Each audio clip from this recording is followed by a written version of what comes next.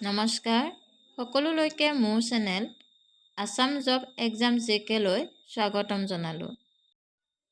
আজিৰ ভিডিঅ' প্ৰথমটো কুৱেশ্যন হৈছে অসমৰ কোন ৰজাৰ ৰাজত্বকালত চীনা পৰিব্ৰাজক হিউৱেন চাং অসমলৈ আহিছিল?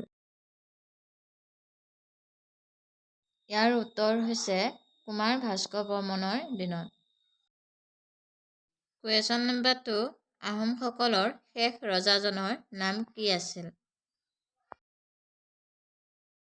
ইয়াৰ উত্তৰ হৈছে স্বৰ্গদেউ পুৰন্দৰ সিংহ।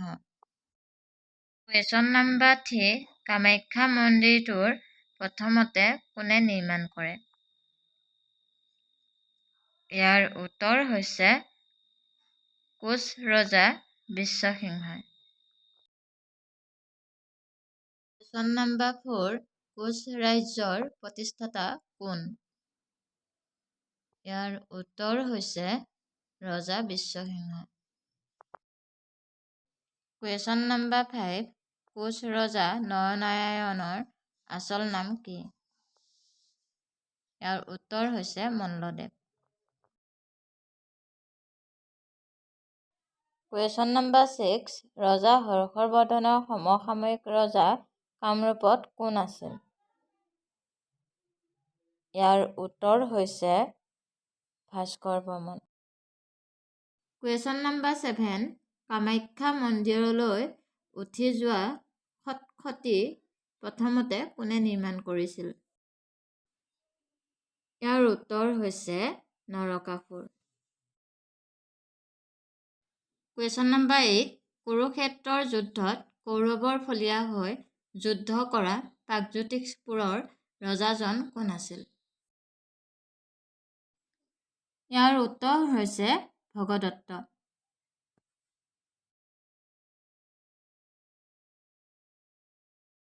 কুৱেশ্যন নম্বৰ 9, বান ৰজাই ক'ত ৰাজত্ব কৰিছিল? ইয়াৰ উত্তৰ হৈছে শোণিতপুৰ। কুৱেশ্যন নম্বৰ 10, অসমৰ বুৰঞ্জী সৰ্বপ্ৰথম কোনে লিখে? ইয়াৰ উত্তৰ হৈছে আহোমসকলে সৰ্বপ্ৰথম অসমৰ বুৰঞ্জী লিখে। কুৱেশ্যন নম্বৰ 11, প্ৰাচীন অসমৰ ৰজাসকলৰ উল্লেখ ক'ত পোৱা যায়?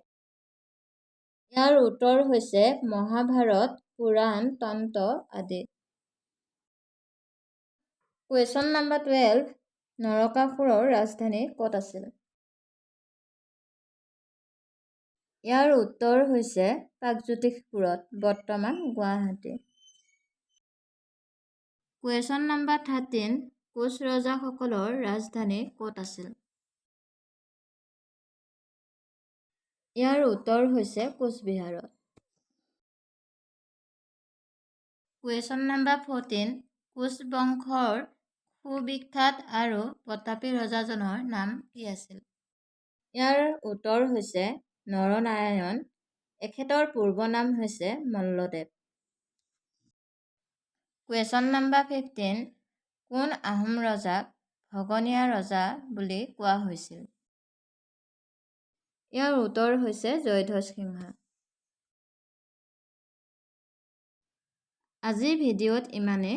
ধন্যবাদ।